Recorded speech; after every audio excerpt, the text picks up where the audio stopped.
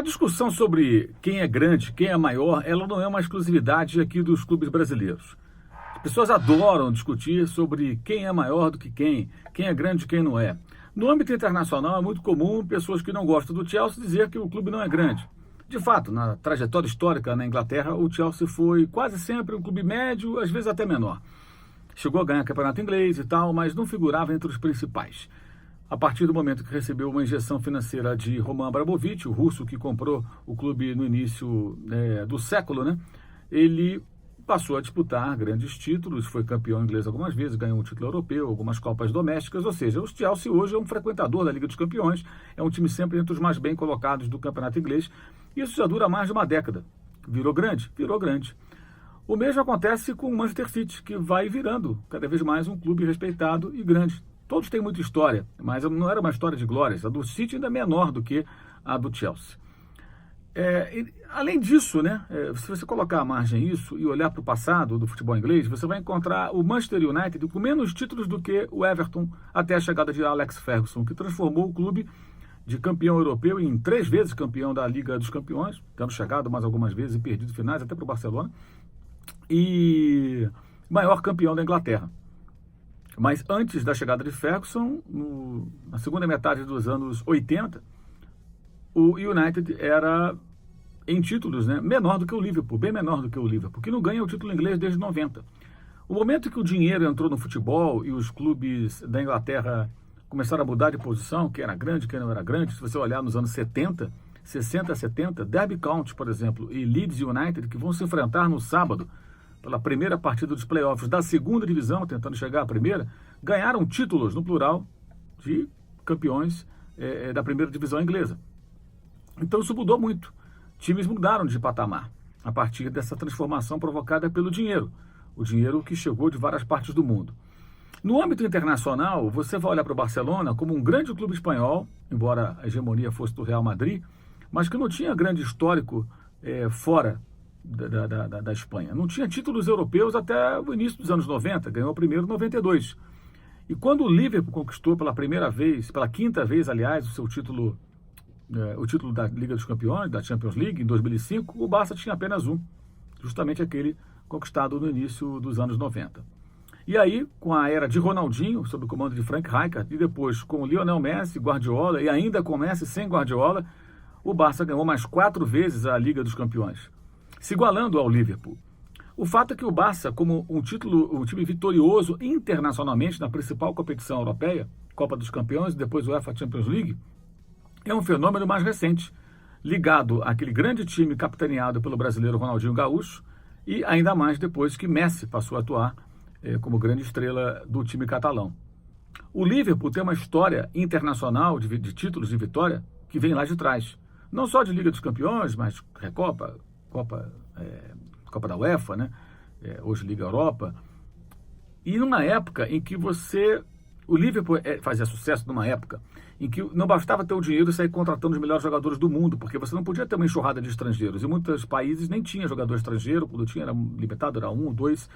Então, por exemplo, quando o Liverpool ganhava vários títulos europeus, de Copa dos Campeões, de Copa UEFA e Recopa, que era a Copa dos Vencedores de Copa, e participava daquelas finais todas, entre os anos 70 e 80, quando até enfrentou o Flamengo na final do Mundial de Clubes, era o melhor time da Europa. Era o melhor time da Europa. Ganhou 14 taças entre 76 e 84, entre Copas domésticas e títulos internacionais e o Campeonato Inglês. Era a era do Kenny Dalglish, né, como jogador, depois virou técnico, e de muitos títulos. E os jogadores eram todos da ilha, ali, e mais da Irlanda. Irlandeses, escoceses, galeses e ingleses. Não havia esse intercâmbio que há hoje. Era um outro futebol. E o Liverpool, mesmo jogando com atletas do Reino Unido, e nós sabemos que os ingleses, escoceses, galeses e irlandeses não são exatamente os mais habilidosos e técnicos do mundo, tanto que a seleção inglesa é uma colecionadora de fracassos, e os outros times ali da região, as outras seleções também não contam com os melhores jogadores do planeta, pelo contrário, era um Liverpool sem estrangeiros, como os italianos formavam os times da Itália, os espanhóis, os times da Espanha, os alemães, os times da Alemanha, era outro futebol. E o Liverpool era imenso, grande, gigantesco, muitas vezes campeão. Clube marcado também por algumas tragédias, a tragédia de Chelsea, quando os hooligans correram na direção dos torcedores da Juventus, falta de segurança no estádio, assustados, aqueles torcedores que não eram os ultras, que seriam o equivalente, né, dos hooligans, só que italianos, correram com medo e uma tragédia aconteceu, as pessoas saíram se atropelando, 39 mortos, e o jogo aconteceu, né? Jogaram o futebol ainda, a final daquela Copa dos Campeões, com a vitória da Juventus sobre o Liverpool por 1-0, gol do Platini. Morreram 39 pessoas e o jogo aconteceu logo depois. Barbaridade. Outro futebol, outro mundo, tudo muito diferente, mas o Liverpool, muito grande, ganhando muitos títulos. Quem acompanha futebol há um tempo mais recente, ou não tem essa memória, essa referência do passado, da história, isso é história. História não se joga fora. Tem gente querendo ignorar a história, geografia, filosofia, né? Mas história não se joga fora. Quem não conhece a história acha que o Liverpool é um time periférico na Inglaterra, inferior aos outros que têm dominado a Premier League. Ledo engano. O Liverpool, ele é, historicamente, maior que o Barcelona. Maior que o Barcelona. O Barcelona é um fenômeno internacional de sucesso, de popularidade e de resultados mais recentes. Antes era um clube espanhol, da Espanha, de títulos conquistados lá dentro.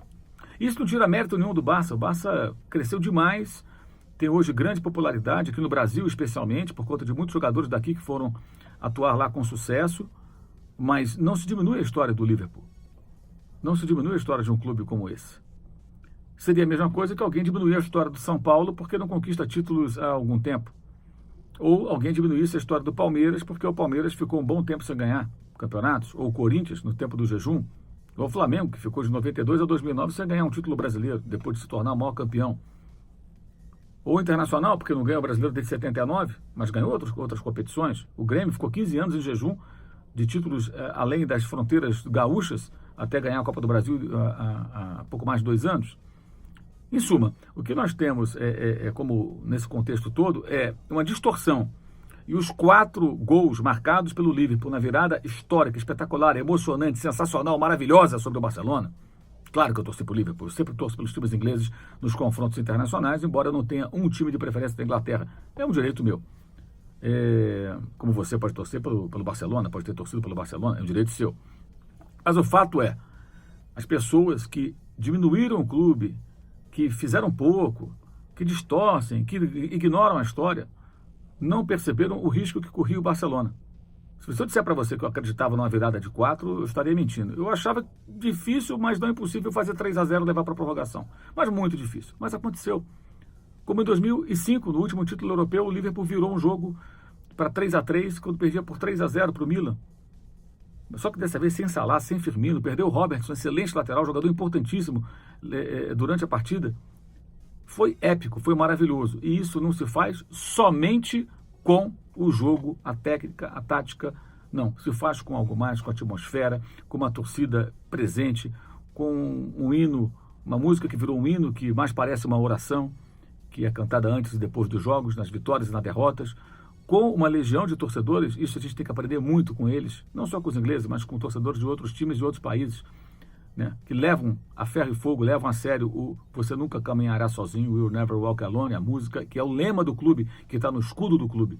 Um clube que teve a tragédia de Chelsea, teve os 96 mortos em Hillsborough, que ali não houve hooliganismo, foi uma desorganização da polícia, aquelas pessoas morreram esmagadas nas grades que na gestão da dona Margaret Thatcher eles resolveram colocar nos estádios, né, tratando todos os torcedores ingleses como hooligans, é um absurdo. Os hooligans eram uma minoria, obviamente. Enfim, é um clube marcado por tragédias, por histórias tristes, mas também com uma trajetória histórica magnífica, de títulos, de conquistas, de uma torcida apaixonada, que nunca, de fato, abandonou o clube e que conseguiu uma vitória épica. Pode até não ser campeão da Liga dos Campeões, mas já fez algo maravilhoso para o seu torcedor, que certamente está orgulhoso e muito satisfeito de ter feito essa opção de devoção por aquela camisa nesse momento. Vamos respeitar a história dos clubes, aqui do Brasil e lá de fora também. E entender que num futebol onde o dinheiro hoje manda, clubes que não são grandes podem se transformar em grandes. E clubes que não são grandes podem se apequenar. Podem deixar de figurar entre os grandes em alguns momentos. Sim, isso acontece. Acontece até aqui no Brasil. Mas a sua história não pode ser apagada. A sua história não pode ser desprezada. Você não pode tratar dessa maneira como se virasse um clube pequeno ou médio e a história não existisse. Vamos respeitar histórias que fazem de clubes gigantescos, e esse gigantismo faz com que esses clubes façam coisas inacreditáveis, fantásticas, como essa vitória épica de 4-0 que virou um 4-3 no placar agregado, classificando o Liverpool para a final da Liga dos Campeões e despachando o Barcelona, que tem nada mais, nada menos que Lionel Messi, o melhor jogador de futebol do mundo. Saudações!